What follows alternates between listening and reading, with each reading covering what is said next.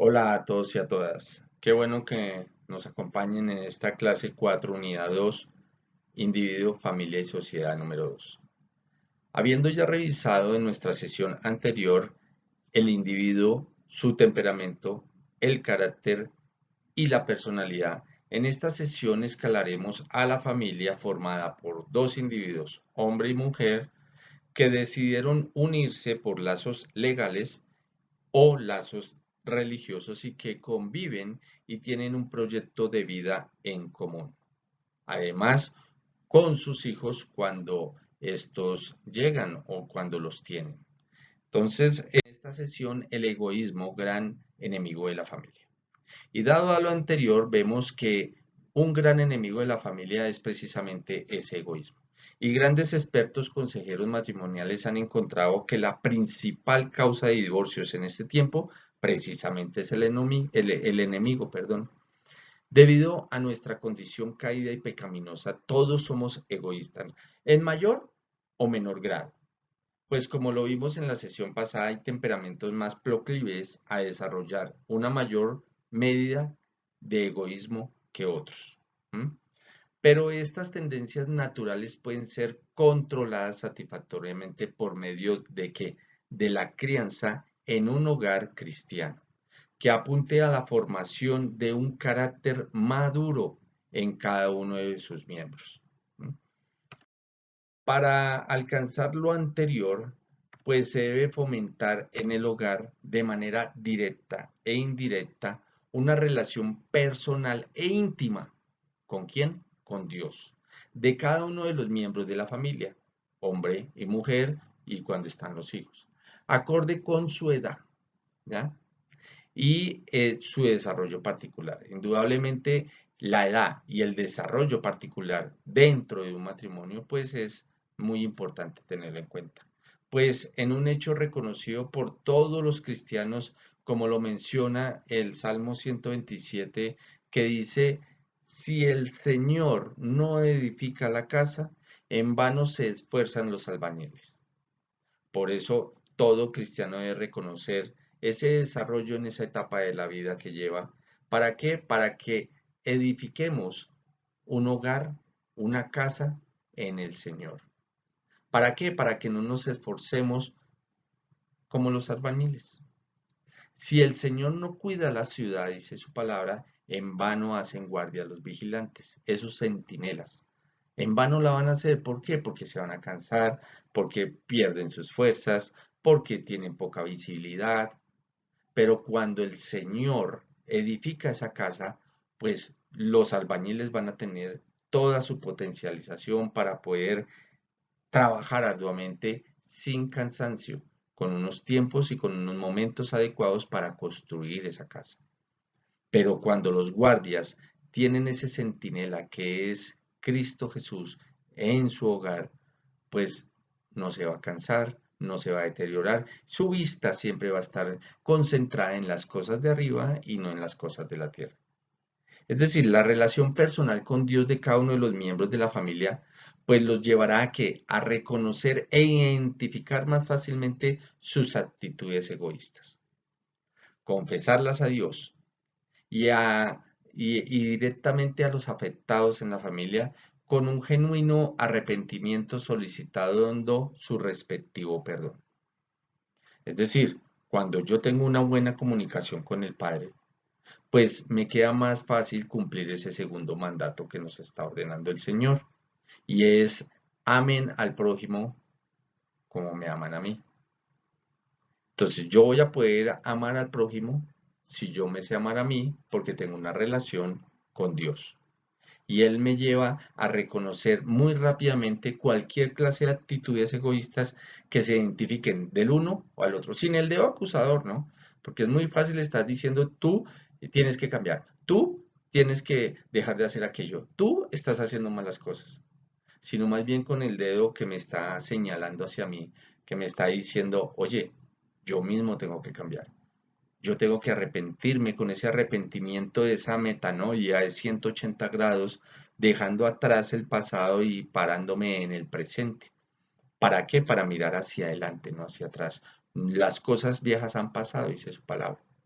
y a su vez llevar al verdadero perdón, pedir perdón y perdonar. Adicionalmente, en el marco de esta relación personal e íntima con Dios, cada uno de los miembros de la familia, a medida que se renuncian a esas actitudes egoístas, pues va a ir construyendo con el Señor la capacidad de que, de dar amor, de dar misericordia, de tener paciencia, tolerancia, ser más considerado con los demás. Es decir, como lo describe, lo veía en la slide que ya le di enter, de Lucas, del hijo del buen samaritano, perdón, de Lucas 10, 25, 37. ¿M? Y allí podemos ver el ejemplo que nos da Cristo en Mateo 20, 25, 29 y nos lo reafirma Filipenses 2, 3, 4. Finalmente, para ese proceso, pues debe haber un crecimiento individual con esa relación con Cristo, como lo repetí al comienzo. Hay un gran coequipero en la iglesia, pero también en los diferentes ministerios congregacionales. Para el caso de nuestra iglesia, Casa sobre la Roca, pues tenemos Roca Kids, TMT, J25, Casados, Mujer Integral, Josué, Hombres de Bien, entre otros, para que yo pueda tener ese crecimiento acompañado de unas buenas directrices.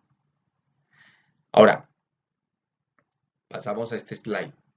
El mito de la incompatibilidad de caracteres, pues es otro enemigo de la familia.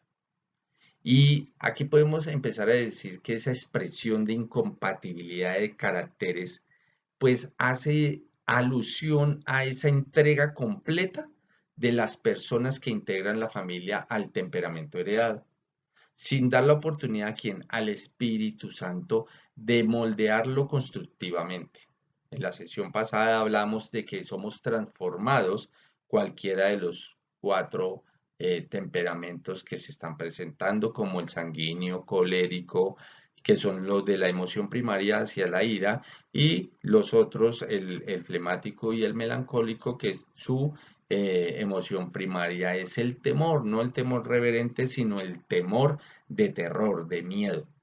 Pues aquí también, si yo no le doy la oportunidad al Espíritu Santo, pues por eso hay una incompatibilidad de caracteres, porque como tengo un temperamento heredado, pues me voy a desenfrenar, no me voy a dejar moldear por el Espíritu Santo, ni dejo que me lo transforme, entonces no estoy construyendo, sino que me voy argumentando y me acojo a esas necias palabras como yo soy así y nadie me va a cambiar. Yo soy así porque mi familia es así. Y así donde soy, yo nací. ¿Qué problema hay si mi familia es mejor que la tuya?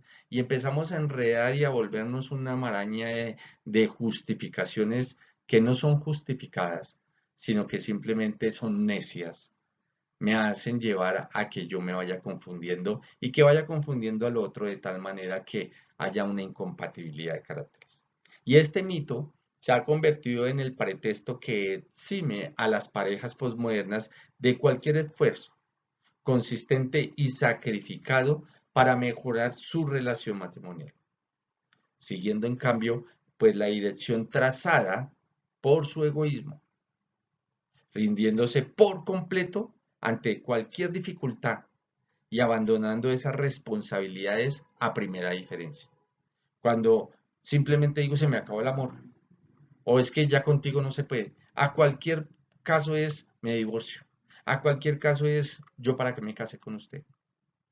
Entonces, allí es donde yo empiezo precariamente a decir necedades por parte de mi egoísmo porque no me rindo por completo a los pies de Cristo, sino que simplemente le doy un ingrediente más para generar una dificultad más y para poder llevarme al límite o llevar al otro al límite a pronunciar palabras necias como me separo, me divorcio, como usted no sirve para nada, como decir yo debía haber escuchado a mis papás, es que usted no es bueno para nada, una buena para nada, etcétera, etcétera. Todas las palabras necias que de su corazón afloran en su boca. Y esta expresión unida a otras similares, como la crisis de la edad madura, coronadas en el llamado derecho a ser feliz, pretenden pues encubrir y justificar toda una serie de pecados asociados al abandono culpable. Entonces hay unas responsabilidades propias en la vida matrimonial con el cónyuge, los hijos y la sociedad en general que nos permiten justificarnos inadecuadamente para decir, me separo, es la mejor opción, como se lo estaba diciendo. O justifico también el adulterio. Entonces, estas opciones son tan legítimas en una sociedad caída que nos permiten y nos desvirtúan llevar al buen eh, decir de todas aquellas cosas que se pueden dar para un bienestar y dejar de sacar ese as debajo de la manga que es el egoísmo. Y ese egoísmo pues da rienda suelta a esa naturaleza pecaminosa que va cada vez más aceptable por la sociedad en que vivimos.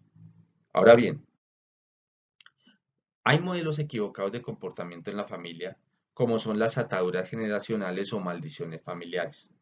Y existen modelos equivocados de comportamientos en la familia que se transmiten de generación tras generación para convertirlas en una degeneración y que condicionan y limitan seriamente el sano y constructivo desarrollo de sus individuos en el seno de la sociedad de la cual hacen parte o forman parte. ¿Ya? Tradicionalmente estos modelos de estos comportamientos equivocados y que son pecaminosos han sido llamados ataduras generacionales que proporcionan unas maldiciones familiares o esas ataduras con esas iniquidades, indistintamente, pero que es cierto, como lo dice Éxodo 24:6, que dice claramente no te hagas ningún ídolo, ni nada que guarde semejanza con lo que hay arriba en el cielo, ni con lo que hay abajo en la tierra, ni con lo que hay en las aguas debajo de la tierra. Y vuelve y repite, no te inclinarás delante de ellos ni los adores. Es decir, ahí encontramos una palabra clave, la cual nos está dando unos lineamientos y es la idolatría.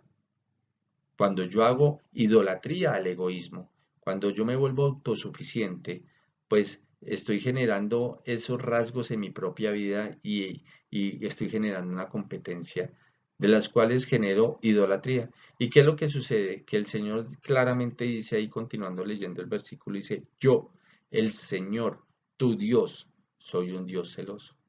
No está hablando de los celos de las obras de la naturaleza pecaminosa que narra Gálatas 5:19 y que se conocen bien, y entre ellas está los celos, son de la naturaleza pecaminosa.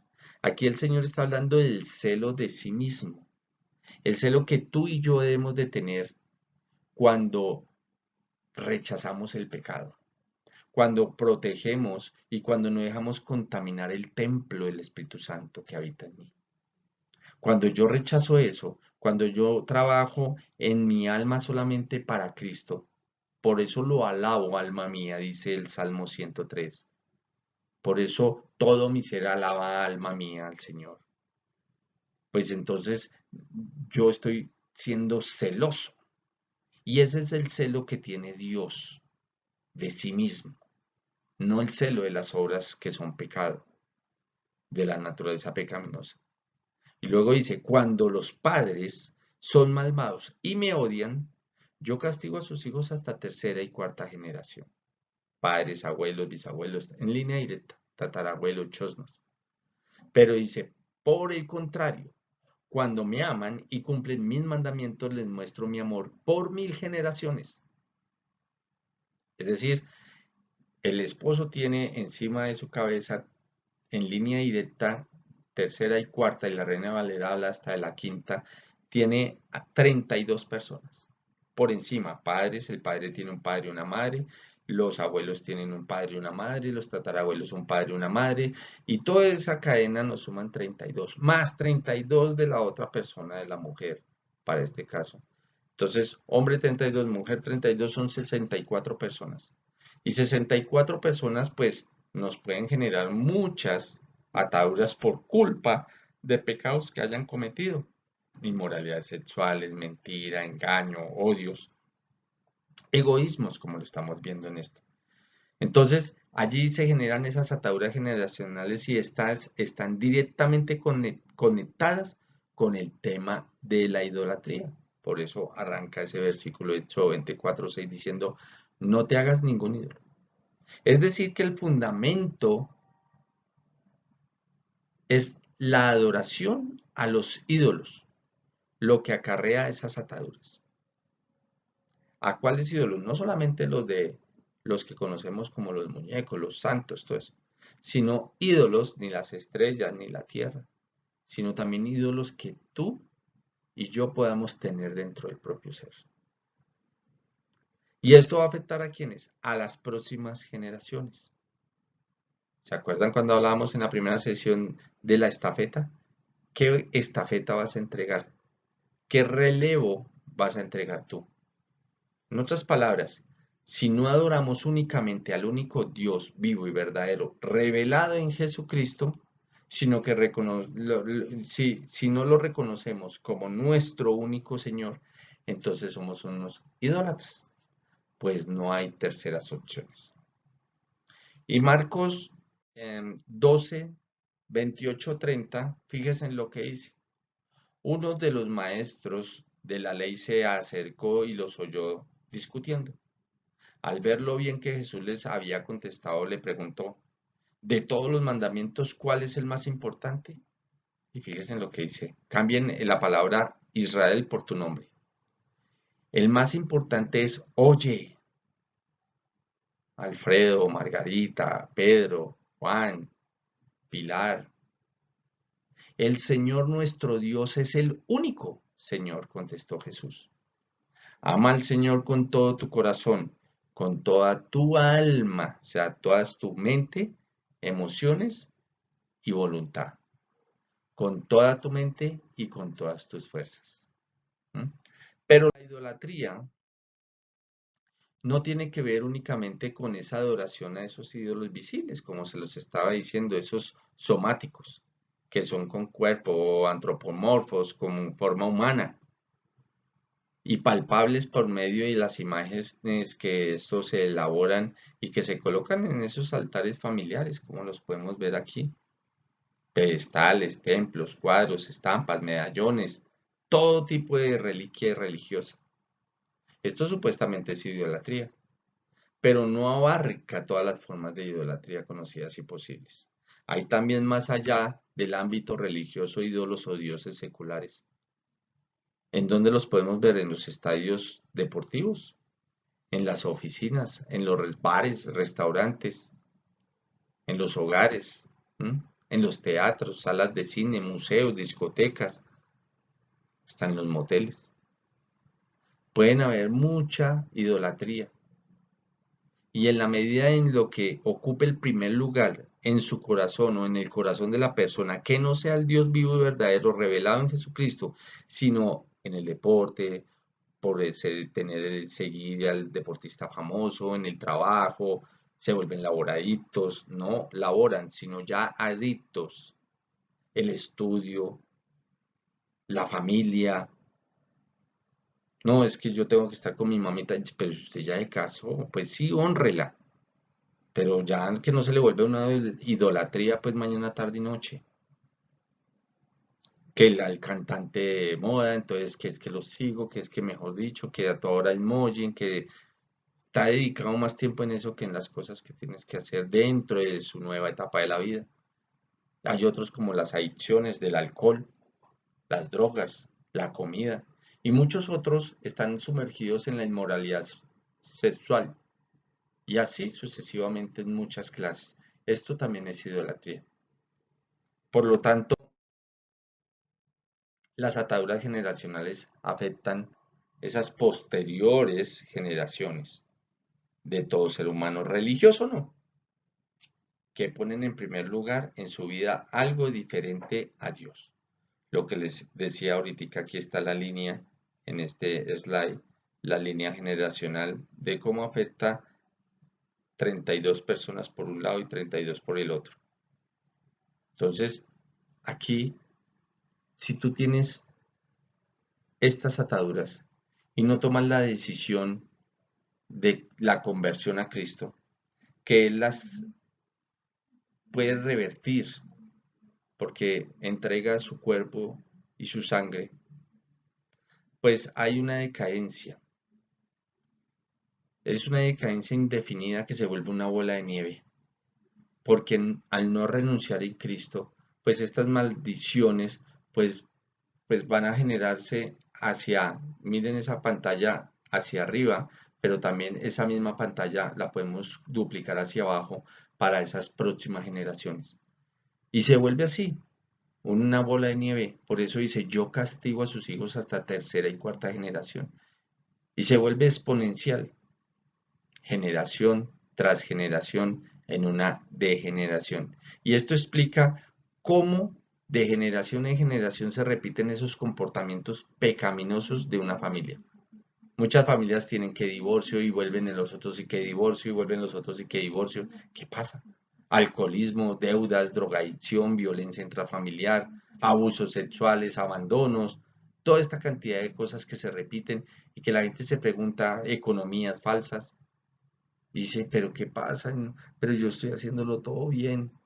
Pero hay pecados que ni siquiera usted sabe que, ni siquiera los reconoce porque no creía que los tenía. Pero de 64 personas que los alcanzan, algunos los alcanzan. Entonces tenemos que tener la tranquilidad para bajo ayuno y oración poder ver que Dios nos revele qué debemos de renunciar para poder cambiar, ¿cierto? Entonces, habiendo o haciendo más bien un paréntesis, quiero aclarar que al hablar de esa transmisión de esas ataduras generacionales o maldiciones familiares, no nos estamos refiriendo a esa transmisión de la culpa, sino a la transmisión de las consecuencias del pecado de los padres. Ezequiel 18, 18, 20 lo dice, porque muchos se justifican ahí para decir, ah, no, pero es que vea que Éxodo 24, 6 dice que serán malditos, pero en Ezequiel habla de que no, de que el padre no carga con el pecado, el hijo no carga con el pecado del padre. Pero fíjense bien lo que dice Ezequiel 18, 18, 20 para no sacar del contexto la palabra de Dios. Dice, pero ustedes preguntan, ¿por qué no carga el hijo con las culpas de su padre? Porque el hijo era justo y recto, pues obedeció mis decretos y los puso en práctica. Tal hijo merece vivir. Todo el que peque merece la muerte, pero ningún hijo cargará con la culpa de su padre, ni ningún padre con la culpa de su hijo. Al justo se le pagará con justicia, y al malvado se le pagará con maldad. Es decir, aquí no carga el uno con el otro la responsabilidad, pero ¿por qué? Porque era justo y recto. ¿Ya? Cuando aquí la palabra no se contradice con base en lo que está hablando en Éxodo 24:6. Fíjese que lo está reafirmando. Está diciendo que el que peca contra mí, el que tiene idolatría, aquí lo dice, ¿por qué no carga con la culpa? Porque era un hijo justo y recto y obedeció todos mis decretos, pero además dice que los puso en práctica. Por eso ese hijo merece vivir. Y por eso ningún hijo que actúe así, pues va a cargar con la culpa de su padre, ni ningún padre con la culpa de su hijo, pero porque son justos y rectos y cumplen los decretos, y además los ponen en práctica. Esa es la diferencia. Entonces, cuando hay consecuencias de pecado, pues sencillamente se puede repetir y se hace culpable. ¿Por qué? Porque está repitiendo esa cadena de esas maldiciones generacionales. Ahora bien, cuando se renuncia a esos pecados, pues la carne tiene memoria. Y si usted vuelve y peca sobre esos pecados, pues los alcanzan esos pecados nuevamente. Viene la opresión que es fuera de, hasta que se vuelva una obsesión que ya es dentro de, ya usted se lo cree. Entonces usted está generando una nueva culpa para su descendencia. Y usted tiene que asumir esa responsabilidad propia de ese mismo pecado. Entonces, lo mejor es que renunciar, pero como la metanoia, ¿cierto? Como el verdadero arrepentimiento, dar la vuelta al pecado. Ahora bien, frente a aquellas consecuencias de pecado de nuestros antepasados, frente a aquellas maldiciones espirituales o ataduras generacionales, pues todos los seres humanos no nos encontramos pues atrapados en un destino inmodificable. Pues si nos volvemos a Dios, podemos romper estas. Y es tan importante que la conversión a Cristo, porque aquí de manera frontal y tajante rompe de manera inmediata con esas ataduras generacionales. La conversión es literalmente ese punto de quiebre, es esa relación con los pecados generacionales.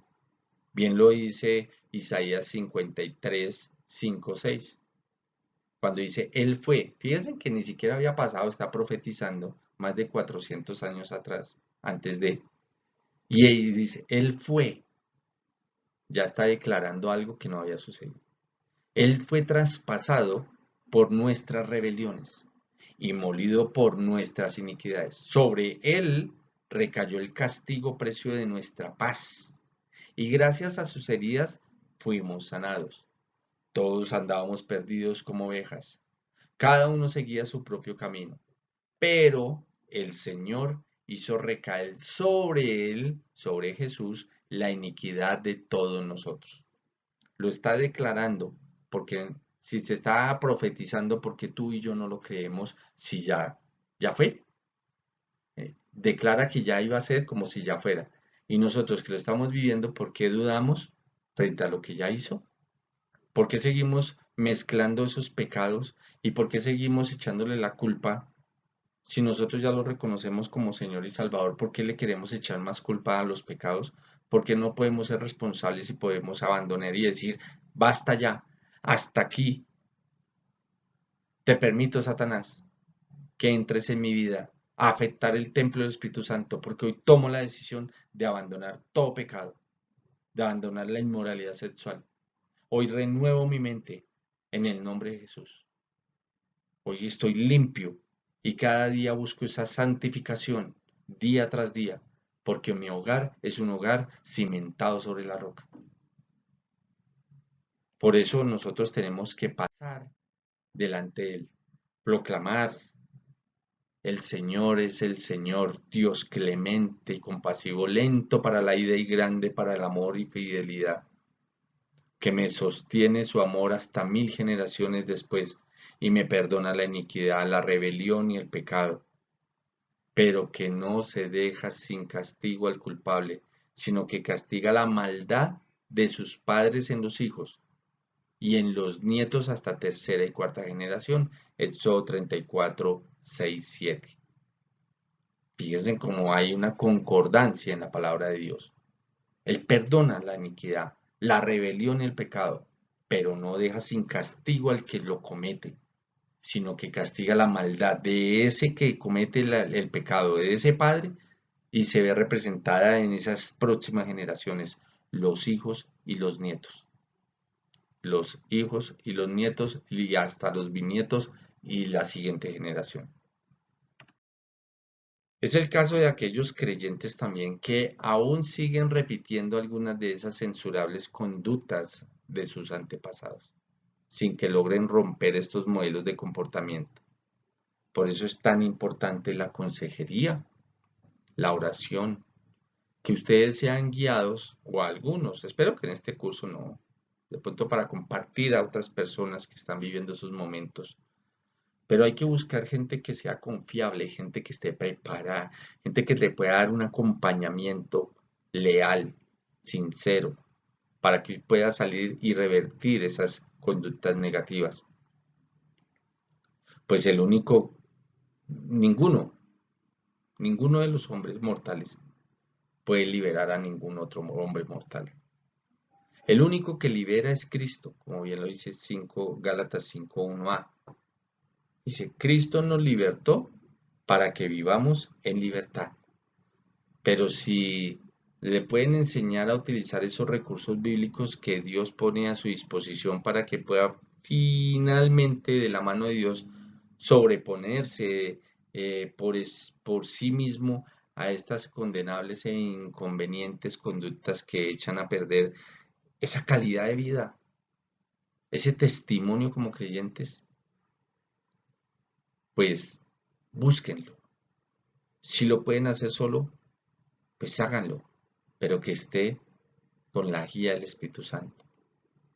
Porque el pastor, el consejero, el diácono, pues, ¿qué hacemos nosotros? Simplemente enseñarle al creyente a manejar eficazmente las armaduras las armas con que luchamos, que tienen el único poder divino para derribar esas fortalezas. Segunda de Corintios 10, 4, 5. ¿Para qué? Para que el creyente con la autoridad en el nombre de Cristo y con el poder del Espíritu Santo corte estas ataduras y renuncie a toda práctica pecaminosa. De tal forma que él asuma su responsabilidad personal ante Dios y no termine dependiendo del consejero de manera inconveniente y facilista. Es importante porque a nosotros como consejeros, nos llegan los casos y pues los escuchamos, los direccionamos, pero yo no me llevo su problema. Quizás me acuerdo de las situaciones y me edifican muchas de esas situaciones, pero yo no me voy a dormir con su problema, yo lo dejo ahí. Es más, cada vez que termino una sanidad interior, una consejería, yo renuncio en el nombre de Cristo cualquier espíritu de retalación. Y con mi esposa lo hacemos siempre. Y chao, yo no voy a cargar un problema que no es mío. Nosotros simplemente acompañamos para que la persona pueda llegar a tomar su propia decisión y pueda ser responsable.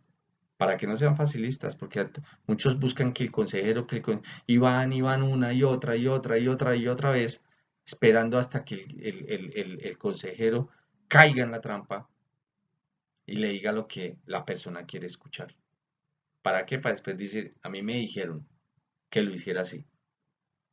¿Cómo así que le dijeron? Sí, así me dijeron y así lo hice. Ahora bien, de igual manera en el concepto de la brecha generacional, pues hace referencia a las diferentes relaciones entre padres e hijos y viceversa. Es decir, la ruptura que se da entre esa generación y otra que hace difícil esas relaciones cordiales y constructivas que entre ambas causan dolor a los padres e hijos por igual.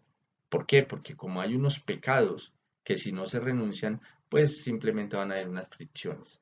Y bajo este último referente, en el propósito de formar correctamente a las nuevas generaciones como Dios manda. Y por eso esa brecha generacional suele ser un obstáculo que debemos superar. Hay que revertirlas en el nombre de Jesús con el poder del Espíritu Santo. Después de que la renuncio, tengo que ir a poner en práctica, ¿cierto? Porque debe haber una reconciliación, como lo dice Malaquías 4:6. Dice, Él hará que los padres se reconcilien con sus hijos y los hijos con sus padres, y así no vendré a herir la tierra con destrucción total. Es la única manera que nosotros podemos tener ese contexto adecuado. Porque Malaquías nos informa además que si la brecha generacional no se cierra, el juicio de Dios es inevitable sobre la tierra. Vuelvo y repito, dice, y así no vendré a herir la tierra con destrucción total. O sea, no es un asunto trivial, ¿sí? Sino algo crucial. Ahí hay una importancia para el bienestar de una sociedad. Hay una canción que se llama Amor y Control de Rubén Blades. Y me gusta mucho traerla a colación porque son dos historias diferentes, pero con un mismo final. Familia es familia. Es una canción muy bonita, siempre la coloco cuando estamos en presencialidad y uno la puede escuchar y cada uno tiene su trauma, cada uno tiene su problema. El uno de una enfermedad terminal, el otro de las drogas, pero a la larga, familia es familia. Las dos familias acompañando dos situaciones complicadas diferentes. Y lo único que queda es la familia en amor. ¿Por qué? Porque nosotros no podemos permitir que esas brechas generacionales estén pasando por alto y se dificulte la comunicación entre los padres y los hijos. porque cuando se presentan esas brechas, pues el resultado no se vuelve eficaz, no se transmiten los principios, los valores, las creencias, las convicciones, sino que se pierde de manera lamentable en una o dos generaciones más adelante. Y después, ¿qué pasó? ¿A qué horas? ¿Cómo? Entonces esto se da en gran medida por la carencia de tiempo que comparten los padres con los hijos. No hay tiempo. Y hoy día menos, porque hoy día el ser humano está condicionado a una agenda, a unas comunicaciones, a unas creencias de superioridad, de que yo puedo, de que yo me motivo, y se están olvidando de que hay que enseñarle a esos hijos de una manera de calidad y de cantidad para que cuando ellos también estén en esos tiempos puedan transmitirle eso a sus hijos. Entonces, cuando un padre es culpable de esa fractura, esa brecha generacional, pues no está llevando al hijo por los caminos de Cristo. Y esto es preocupante, pues nadie es cristiano de manera automática por el hecho de nacer de unos padres cristianos.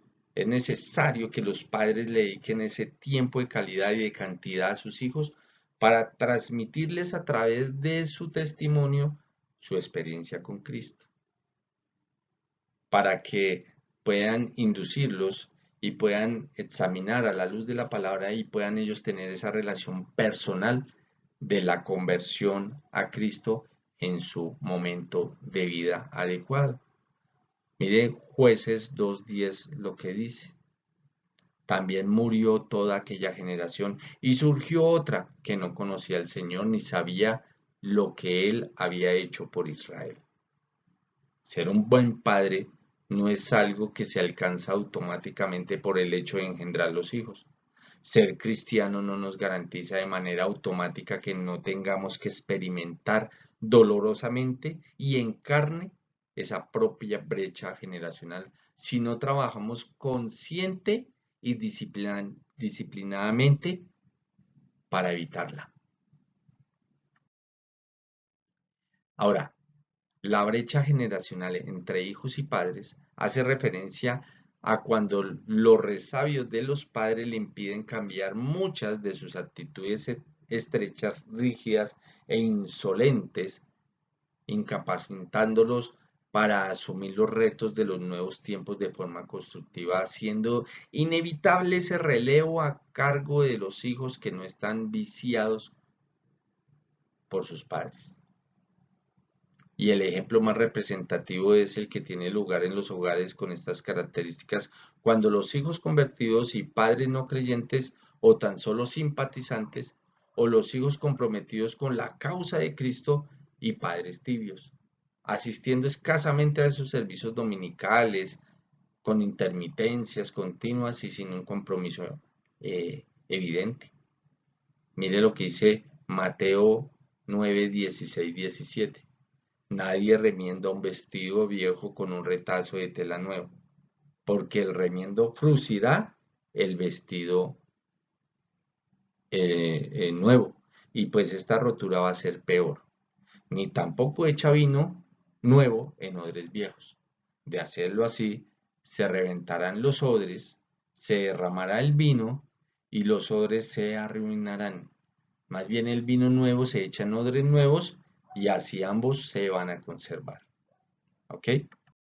Ahora viene la brecha generacional padre-humanidad. Y esta es la brecha definitiva, el origen en gran medida de esa brecha generacional en todas sus formas, la cruz de Cristo.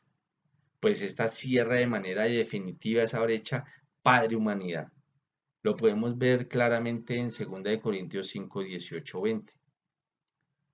Todo esto proviene de Dios, quien por medio de Cristo nos reconcilió consigo mismo y nos dio el ministerio de la reconciliación. Esto es que en Cristo Dios estaba reconciliando al mundo consigo mismo, no tomándole en cuenta sus pecados y encargándonos a nosotros el mensaje de la reconciliación. Así que somos ¿qué? Embajadores de Cristo. Como si Dios los exhortara a ustedes por medio de nosotros. En el nombre de Cristo les rogamos que se reconcilien con Dios. Es decir, la fe en Cristo y la redención incondicional en obediencia a Él nos permite cruzar esa brecha que estaba rota de la humanidad a través de qué? De la cruz de Cristo.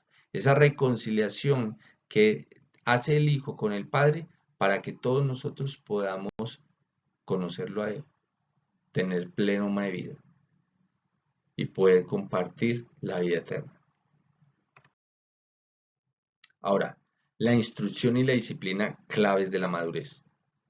Y es necesario aquí identificar, definir y distinguir dos conceptos profundamente relacionados entre sí. Por lo mismo suelen ser confusos con nefastas consecuencias para la vida del creyente y todos esos allegados. Y nos referimos a qué? A la niñez y a la inmadurez. Términos que no significan lo mismo. Y para iniciar es lógico que cuando se es niño, también se es inmaduro, ¿verdad? Y eso va relacionado con ese proceso de esa evolución física y cognitiva. Y al referirnos a la condición de ser niño, se puede decir que en esta condición hay ausencia de malicia, ¿verdad? Hay una transparencia, no hay malos pensamientos, los niños son dependientes, no pueden sobrevivir sin sus padres, además son humildes, no son orgullosos ni altivos, son alabadores entusiastas, ¿verdad? Son espontáneos y confían con facilidad. Pero al referirnos a la condición de inmadurez del niño, se considera que los niños son egocentristas y egoístas, son obstinados e irracionables, son irresponsables al 100%. Y algo que nos preocupa, son crédulos, creen con facilidad lo que los otros le dicen, es más, son fáciles de engañar. Pero aquí lo preocupante es que cuando se es adulto, aún seamos inmaduros. Es decir, egocéntricos y egoístas, obstinados e irracionables, irresponsables y siendo zarandeados por las olas y llevados de aquí para allá por todo viento de enseñanza y por toda astucia y los sacrificios de quienes emplean esas artimañas engañosas, que se ve claramente en Mateo 18, 2, 4. Es decir, actúo como niño y pataleteo como niño ya siendo grande, generando esa inmadurez. Y el Señor Jesucristo nos anima a retener y a conservar las ventajas de esa niñez, pero no actuar como los niños, como lo dijo el apóstol Pablo. Mateo 18, 2, 4. Él llamó a un niño y lo puso en medio de ellos. Entonces dijo, les aseguro que a menos que ustedes cambien y se vuelvan como niños, no entrarán en el reino de los cielos. Por lo tanto, el que se humilla como este niño será el más grande en el reino de los cielos. Y lo que les decía el apóstol Pablo nos surge de dejar atrás esas desventajas de la inmadurez, que lo vemos en qué? En 1 Corintios 14, 20. Hermanos, no sean como niños en su forma de pensar, dice Pablo. Sean niños en cuanto a la malicia, pero adultos en su manera de pensar. Y 1 Corintios, bueno, ahí medio se ve, 13, 11 dice claramente, cuando yo era niño hablaba como niño, pensaba como niño, razonaba como niño. Cuando llegué a ser adulto, dejé atrás las cosas de niño. No en vano se habla del niño en todos como lo que llevamos dentro de cada uno de nosotros. Pero el honor a la verdad, infortunadamente, en la mayoría de casos el niño que llevamos dentro no es el tipo recomendado por el Señor Jesucristo, sino el censurado apóstol Pablo. Porque si todos fuéramos niños, como nos está diciendo el Señor Jesucristo, aplaudible, porque hay que gozar como un niño, inocente como un niño, puro como un niño, crédulo como un niño. Pero el apóstol Pablo nos advierte que somos niños inmaduros, grandes inmaduros como niños. Primera de Corintios 3, 1, 4. Yo, hermano, no pude dirigirme a ustedes como a espirituales, sino como a inmaduros, imagínense. Apenas niños en Cristo. Les di leche porque no podían asimilar alimento sólido, ni pueden todavía, pues aunque son inmaduros. Mientras haya entre ustedes celos y contiendas, ¿no serán inmaduros? ¿Acaso no se están comportando según criterios meramente humanos? Cuando uno afirma, yo sigo a Pablo y otro a Apolos, ¿no es porque están actuando con criterios humanos? Entonces, la disciplina desde chicos. ¿Por qué? Porque la disciplina busca llevarnos a la madurez responsable. Uno. Dos. Porque la obediencia no es algo natural en el ser humano. Proverbios 22:15 lo deja claro. Y dice, la necedad es parte del corazón juvenil, pero la vara de la disciplina la corrige. 3. La infancia es el periodo más adecuado y esperanzador para la instrucción y corrección de los hijos. Proverbios 19:18. Corrige a tu hijo mientras aún hay esperanza. No te hagas cómplice de su muerte. 4. Reconoce en tu corazón que así como un padre disciplina a su hijo, también el Señor tu Dios te disciplina a ti. Y eso lo vemos en Deuteronomio 8:5. ¿Para qué? Para llegar a la madurez y perfección. Y la persona madura siempre se mantiene en pos de la meta, pero sin presumir haberla alcanzado en ningún momento mientras dure esta vida. El cristianismo no es al fin y al cabo una carrera de velocidad y ritmo explosivo, sino una resistencia de largo plazo y sostenido aliento. Bien lo dice Filipenses 3, 12, 14.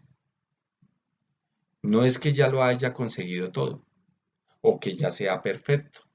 Sin embargo, sigo adelante esperando alcanzar aquello para lograr o para lo cual, perdón, Cristo Jesús me alcanzó a mí. Hermanos, no pienso que yo mismo lo haya logrado ya. Más bien, una cosa hago, olvidando lo que queda atrás y esforzándome por alcanzar lo que está adelante.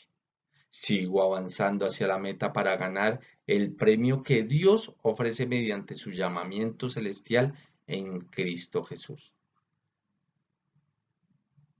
Y la única manera segura de avanzar hacia la madurez plena es de la mano de Cristo.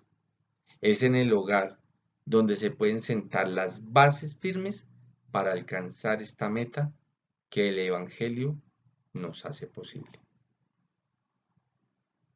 Los amo en Cristo Jesús y los espero en la próxima sesión. Ahí les dejo la frase. Vayan con Dios. Chao, chao.